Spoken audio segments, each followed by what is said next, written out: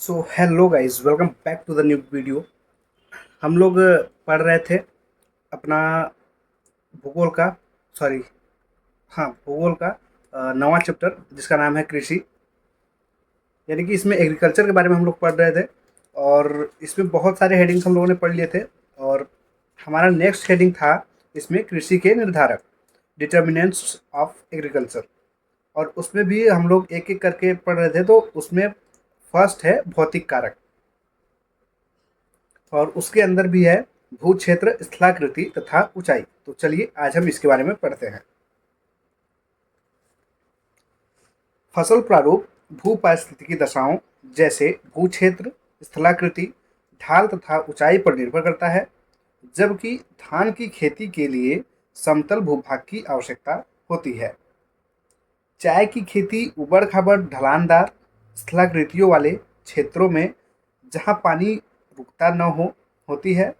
नारियल के बगीचे निम्न ऊंचाई पर पाए जाते हैं, जैसा कि समुद्र तल से नजदीक वाले क्षेत्र में, जबकि सेब के बगीचे उष्णकटिबंधीय दशाओं में समुद्र तल से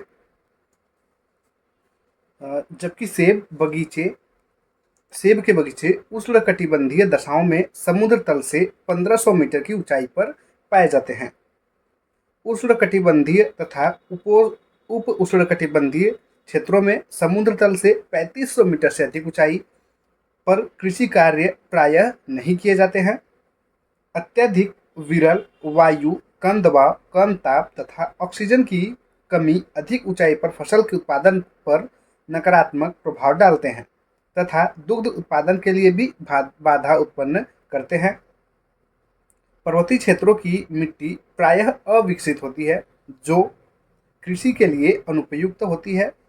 स्थलाकृति विशेषताएं वर्षा के वितरण को भी प्रभावित करती हैं।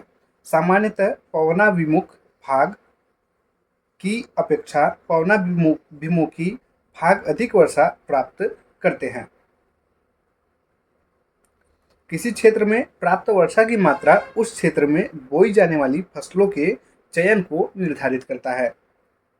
ऊंचाई तथा ढाल की अभिमुखता के अतिरिक्त सतह की प्रकृति भी कृषि क्रियाकलापों को प्रभावित करती है। नलिकाओं वाली भूमि कृषि के लिए अनुपयुक्त होती है।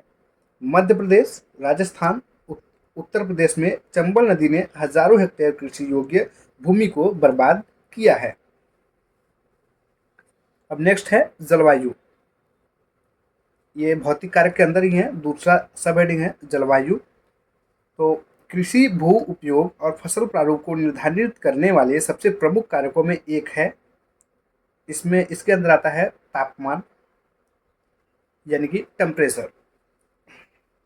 फसलों का उत्पादन उनके प्रतिरूप तथा संयोजन, तापमान तथा वर्षण दशाओं द्वारा निर्धारित किया जाता है। कृषि वैज्ञानिकों द्वारा यह सिद्ध किया गया है कि सभी फसलों का एक विशिष्ट शून्य तापमान होता है, जिनके नीचे इनका उत्पादन नहीं हो सकता। साथ ही एक इष्टतम तापमान भी होता है जब फसलें वर्धन की उच्चतम दशा दर्शाती हैं। फसल जीवन की प्रत्येक अवस्थाओं के लिए, जैसे अंकुरण के समय, पतझड़ के समय तथा फूल खिलने के समय, फल लगाने के समय, विशिष्ट शून्य तथा अनुकूलतम तापमान के अलग अलग स्तर बेहतर है। फसल वृद्धि के लिए तापमान की अधिकतम सीमा अधिक तापमान वाली दशाओं में 60 डिग्री सेंटीग्रेड होती है। जैसे अगर आर्द्रता की आपूर्ति अपर्याप्त हो तो 40 सेंटीग्रेड से ऊपर फसलें सूख जाती हैं। इसकी तुलना में ठंडा तथा हिमांक तापमान और पौधों के अंकुरण, वृद्धि तथा कटाई पर भी बहुत ही प्रतिकूल प्रभाव डालता है। चावल, गन्ना, जूट, कपास, मिर्च, टमाटर जैसी फसलें पाला की उपस्थिति में नष्ट हो जाती हैं।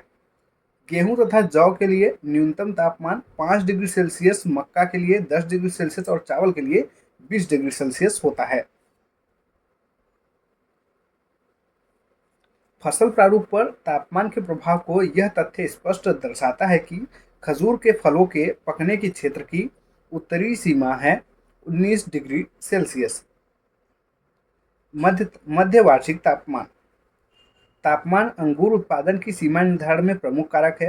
अंगूर की खेती केवल उन राष्ट्रों में की जाती है जिनमें अप्रैल से अक्टूबर तक माध्य तापमान 15 डिग्री सेंटीग्रेड होता है।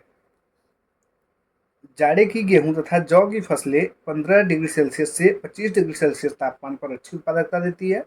इसके विपरीत उष्णकटिबंधीय फसलों जैसे कोको, कॉफी, गर्म मसाले, रबड़ तथा तंबाकू के लिए सबसे ठंडे महीने में भी तापमान 18 डिग्री सेल्सियस से अधिक होना चाहिए।